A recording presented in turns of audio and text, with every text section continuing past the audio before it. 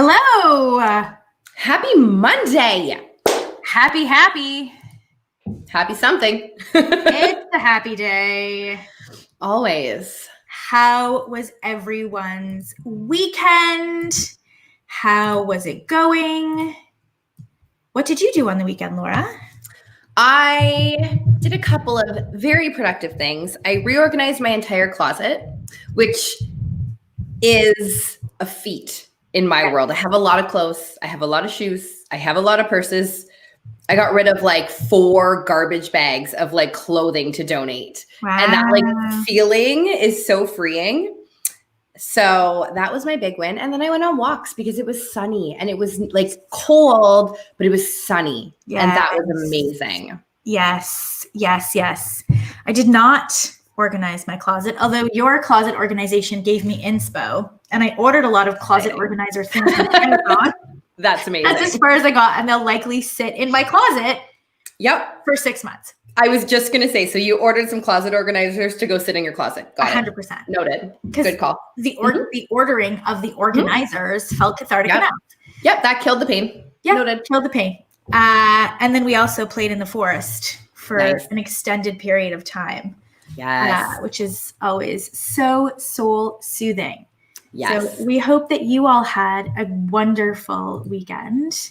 Yay, you signed up for 10K. Amazing. Oh, welcome. Welcome to the fam. Welcome. That's actually what we're talking about today. Today, we're going to talk about the 10K online success system because we've been getting a lot of questions about it. And we thought we would do a little bit of a recap and also support you with some strategies on how to make business investment decisions. And I want to start off by sharing a little bit of a personal story that I'm actually going through right now, which I think might help you. So I am a quick start. So I make decisions really quickly. Sometimes they turn around and bite me in the ass, and sometimes they don't. Yep. But when it comes to making decisions, I found that in order for me to make decisions that I feel confident in, I always have to start at the end and say, what is the end result that I want to get from this investment? Yep. Whether that's a skill. Are you guys on YouTube? We're on live. Yeah. This is a transition day from homeschooling to online schooling. And I can't log into the system. So Can I go to Dad's to skate? No, you cannot go to Dad's to skate. Why? Can you, Daniel? Why? Real life. Oh, but I want to. I don't need to explain what that was all about because for those of you that have children at home, you already know. Yep. So back to it. It's been that morning already. Like it's just been. All right. So I always think about what is the end result that, exactly. Right. What is the end result that I want to get or experience from this investment? And I think that for those of us who are making investments into our personal life, into our business, right?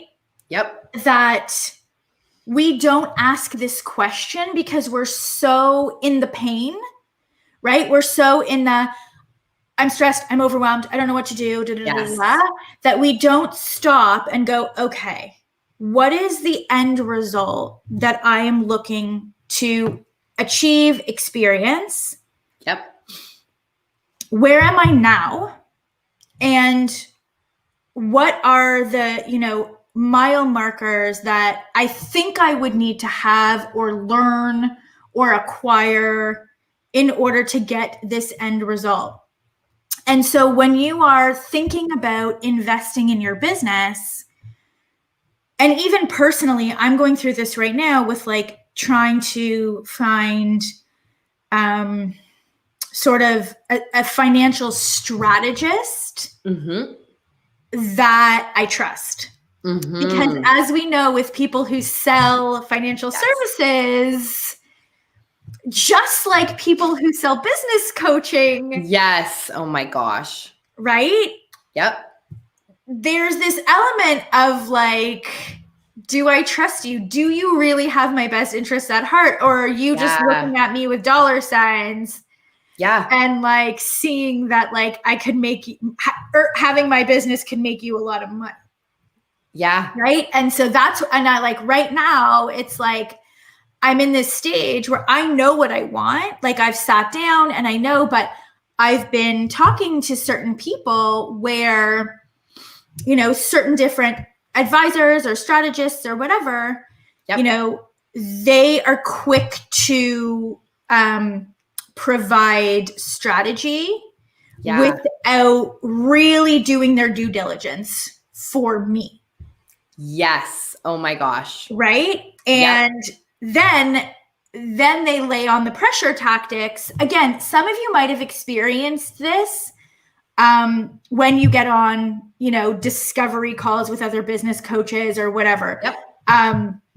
We are adamant that we don't play that way. Nope. And so when you get on a call with our advisors, it's truly a mentorship and strategy call. And if you want to know how you can work with us more, awesome. But we've all been on those calls where we've been pressured or you've sort of done the like discovery process with a financial advisor or an insurance person or whatever, or whoever. Yes. And then they're like, well, I've spent so much time with you. Like you should now feel obligated to go with me because I've spent time with you. I'm in that situation right now. Somebody literally said that to me. Like actually sent me an email because I went through the whole way and I'm like, actually, I'm going to pump the brakes because I'm not sure. And at any point when anybody says in the sales process, I'm going to pump the brakes. Yes. And you get a response of guilt or shame or whatever, that is to me a red flag. Yes. Right? That is to me a red flag. And so even though I know what I want, I don't have trust yet that I found the right person because I don't feel like any of the people that I've met with have really inquired enough past the sort of surface level, well, where do you see yourself in 10 years? Right. And then they're like, okay, I'll drop a plan for you. Right. Right. And when it comes to making these decisions, you really want to get clear on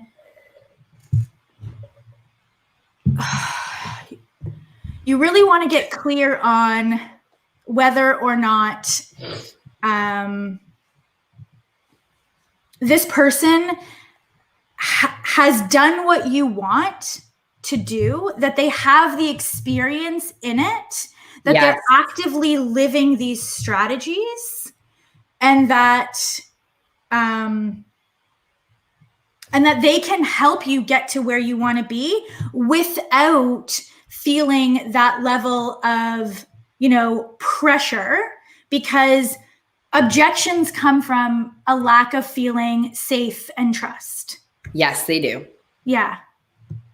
And so we really want to make sure, we really want to make sure that happens. Do you want to add to that?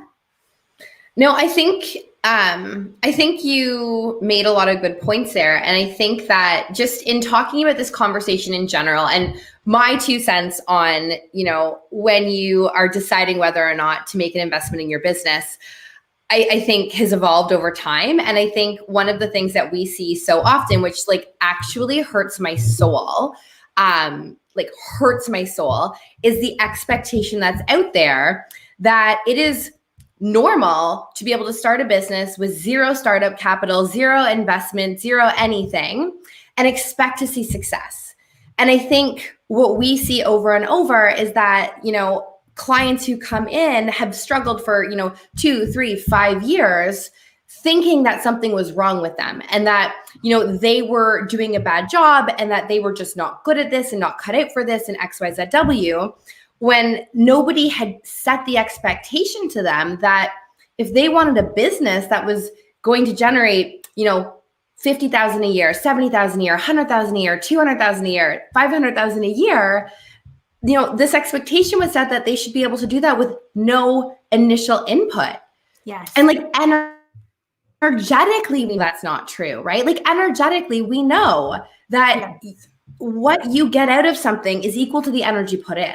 And so I think having that conversation right now, you know, even before we have the conversation of like what to look for and how to structure, it's like the expectation that you do need to have some sort of energetic input to be able to have that level of output, you know, in 2 years, 3 years, 5 years down the road. Does that make sense? Yeah. And what I was going to say too, and specifically going back to this like financial advisor thing, you know, the strategy that this one person was showing me, it felt too good to be true. Like it almost felt like, buddy, what are you not telling me? Like there's no possible way that that it is just like this, that there's no risk. Like he was like, there's no risk involved. I'm like, it's money. That doesn't feel true. There's a risk at some level. So, right, if you are feeling like it's too good to be true, or the details are glossed, or you know, that you're not really, your expectations aren't being set correctly, like we will say, you know, within the 10K success system,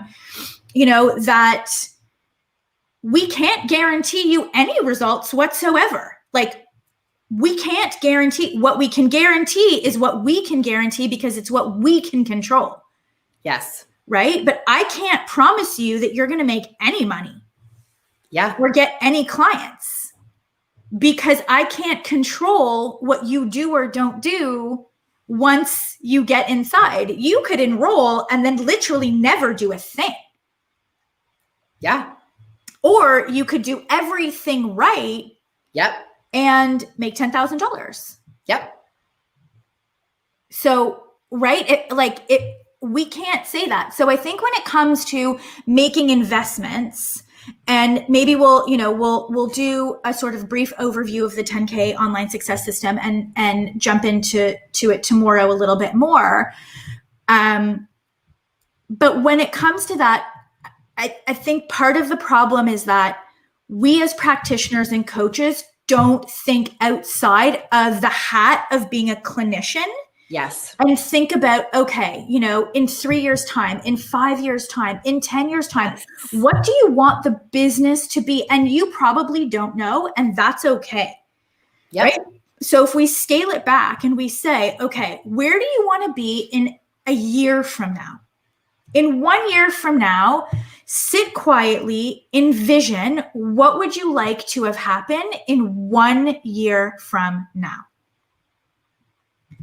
And then make a list of all of the things that you think that you need in order to get you there. Because I guarantee 50% of that list will be correct, and 50% of that list will be incorrect. And then you go and you interview, right? You interview people, you shop, you say, you know what? They are presenting me this over here has this over here has that.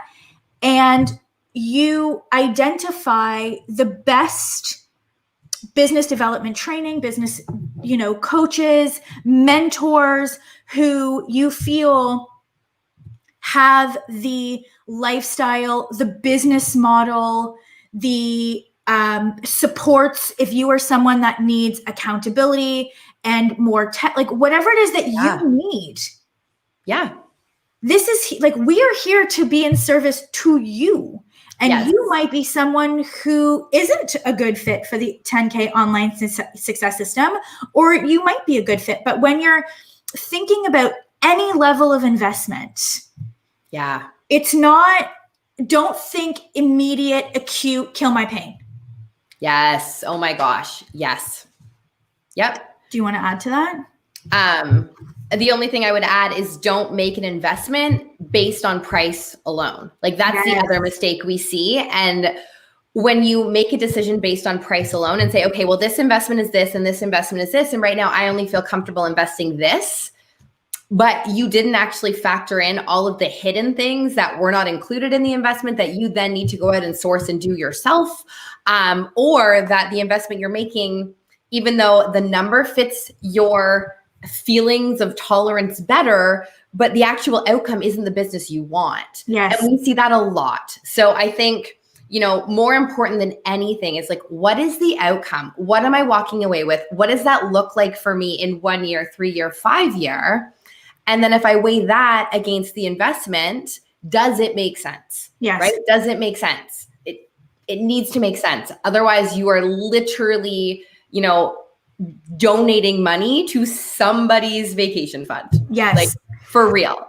Yeah. And I think it's also really important to, and this is where I am using my own experience, like literally this is happening right now. And one of the mistakes that I made is I didn't do due diligence on my own to better understand the product, right? Like I didn't really understand what I was going into. I knew what I wanted, but I sort of left it up to like the advisors to, educate me. And I didn't really understand the different options. Yeah. So that I could know like which one would feel good. So it's a combination of, doing your own homework. For example, there's different business models. If you want to have online, like, do you want to have a membership, subscription site model? Do you want to work off of an affiliate model? Do you want to be an influencer? Like that's a business model, right? Where you build up like all of these things are different options for you. And so we work with the ongoing enrollment model, right? Yes. That's what we do. We teach practitioners and coaches how to create a signature program and build a business online so that you can enroll X number of clients and scale via this signature program and any additional sort of online automated programs that come after that. That is the model that we teach. Yep. Maybe that's not good for you. That's cool. Yeah. Right? That's cool. So what I didn't do is I didn't go and do my due diligence about the different financial products in terms of the different types of life insurance, permanent, term, blah, blah, blah, critical illness, tax deferred. I didn't do enough research on my own to come in with a base knowledge to be like, you know what, this one feels the best to me. Can you educate me and put together a strategy for this, and this? Which one do you think I should do based on my goals? Like when you have calls with potential, coaches, programs, whatever. Yeah. These are the things as a CEO, as a business owner, like these are the kinds of questions we would love for you to ask is like, this is my outcome. This is my designation. These are my challenges. Do you how does this fit in? Like, how will this help me get to where I want to be? And then you can decide on your own if that in fact resonates with you. Yes. And do you know what I was just thinking as you were saying that too? One of the key questions you need to have down is like, where does this strategy fit? Is this like a foundational strategy you're going to teach me? Do I have to have anything in place coming into this? Is this like next level? Because what we see, again, I'm going to like all of the things clients come in and say they've done previously that they regretted. And one of the key things that comes up a lot is investing in like a current tactic without having an actual business setup in place. So, clients will go and invest in having like an evergreen webinar built out for them because that is like a tactic that can work online.